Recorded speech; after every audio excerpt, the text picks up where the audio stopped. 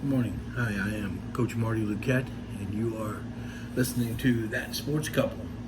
Um, my wife Lori asked me to do a little story, to tell one of my little stories today about Ed Daniels.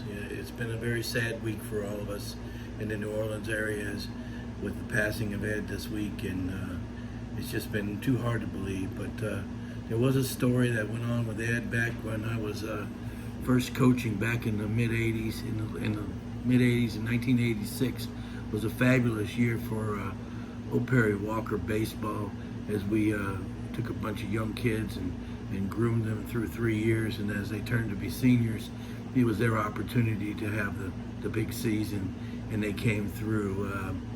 We were fortunate enough to beat Jesuit on a walk-off 3-run homer by Craig Baisley out at UNO to send us to the state tournament.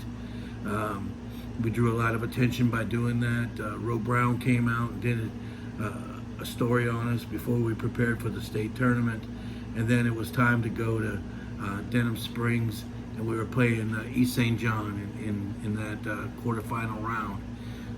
We had a very talented pitcher in Jan Moss. He was a 2-time Player of the Year for the city of New Orleans, and so we thought we liked our chances. We thought we had a good chance to win. We get up there and we have the early game, the 10 o'clock game, and we get up. We just don't play well. We get there. We made a few errors. We just didn't swing the bats early in the game, and the next thing we knew, we were trailing 4-2 going into the 7th inning, and it's getting close to 12. It's about 12:15, and we're batting, and Ed Daniels is there. He's a pup reporter. He's just starting out his trade, and it's the same age as me. He's 29 years old at the time. He's wants to get this report in before the 12:30 on the 12 o'clock news. It's going to end at 12:30. Matter of fact, all of our teachers at school are sitting in the teachers' lounge waiting for the report, because he's come on and said we're rallying, and they went to commercial. So when they come back, he's going to do the report right before the end of the show. Well, we do rally, we come back, we load the bases up with 2 outs. We have one of our best hitters up, and he lines out to center field to end the game. They're still at commercial.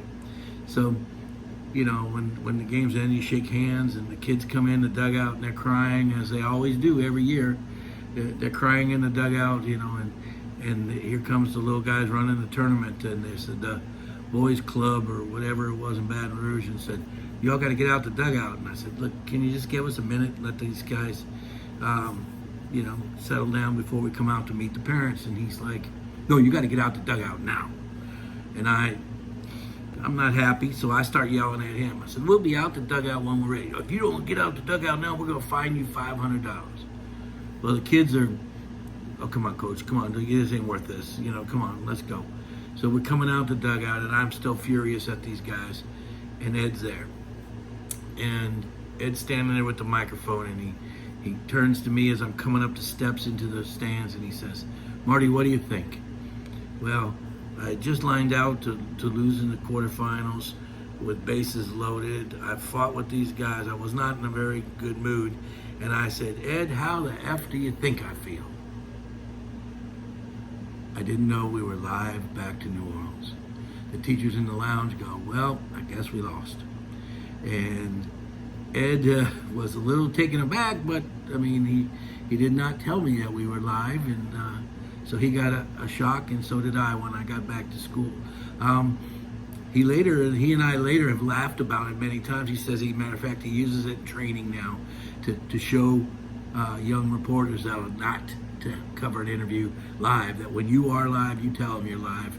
And I wish he had done it that day, because it would have saved me a lot of grief when I got back to school. But Ed was a fine reporter, went on to have a tremendous career, and it's such a loss to the city of New Orleans for Ed to pass, and prep sports in particular. But we all loved Ed, and we feel bad for him and his family, and it's just a sad time for prep sports. This is Coach Marty from That Sports Couple. We love you. See you next time.